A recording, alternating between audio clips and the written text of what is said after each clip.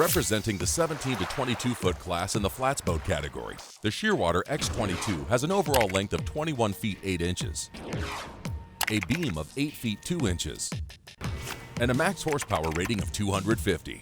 Designed to navigate shallow flats and retain a smooth ride, she has a draft of 11 inches, a dead rise of 15 degrees, a dry weight of 2,500 pounds, and a fuel capacity of 60 gallons. Now, let's hear more from our hosts, Dave East and Rick Riles.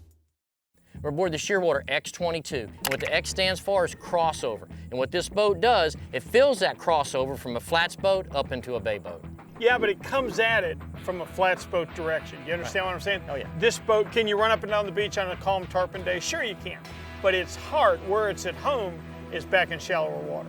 This boat is really that evolutionary step. If you're looking for the missing link, this is it. This is the boat that would take you from a flats boat into a bay boat, but you haven't made that huge commitment yet, which some bay boats are. Right, and some bay boats are going to draft a lot more water than this one is. This one, you're still perfectly fine in a foot of water. So you can still chase very flats-oriented fish, and yet you've got a little more freeboard, and you've got a little extra to get you up and down the beach on a calm day. You've got your little tow rail across here. Keep your fly line, in check on the front deck. But you've got a really big front deck that you normally only see on a bay boat. You can fish certainly 2 people up here, if not 3, which is a lot for a 22-foot boat. Not only does it have a big casting platform, but they made good use of space. Let me show you how they laid this out. You want to talk about your long rods, okay? These rod lockers on each side not only hold plenty of rods, the tubes go all the way to the bow of the boat. Now that's important if you ever take up fly fishing. Say you want to take your surf rod with you. There's a lot of situations where you need a longer rod. This boat can accommodate them. Well, that's a flats boat feature. But for a bay boat feature, they've got the double step. We normally only see this on a bay boat. So here again, crossing the two together, a little bit of a bay boat feature, a little bit of a flats boat feature. They've done a really good job about combining the two.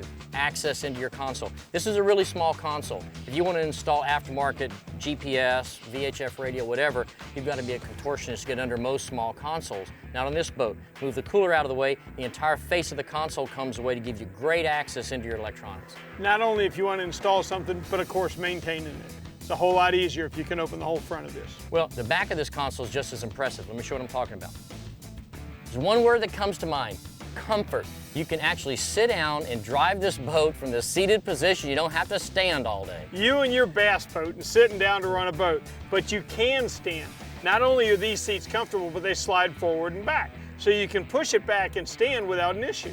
Well, you can, but if you're on a long run, I want to sit down. I want to be comfortable. I want to drive this boat like I'm driving my pickup truck. This boat will allow you to do that. You're getting old. You know I'm getting old, but you know what? Comfort, it doesn't matter if you're young or old. Comfort is comfort. No, and we're seeing so many manufacturers, Shearwater may be leading the way with much more comfortable helm seating than the old leaner rocket launcher that we're so used to. Another way they've combined flats features with bay boat features, you've got nice big wide gunnels that you normally only see on a flats boat that work your way aft. They're plenty important for any kind of fast fish that you hook. Now follow me on this.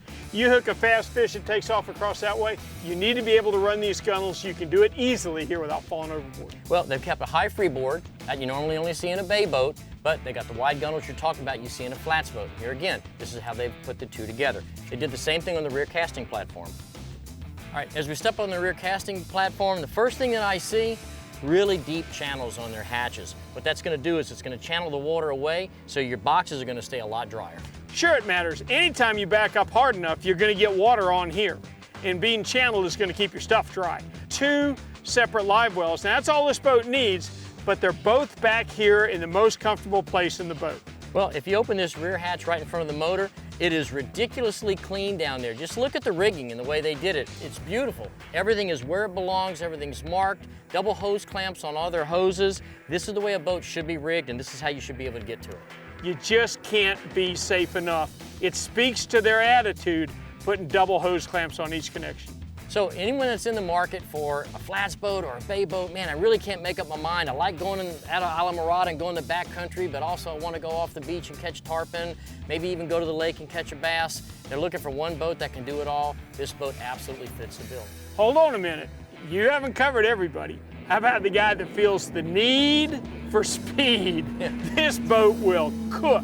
It looks like it's going fast when it's sitting still. You ought to see it running 70 miles an hour.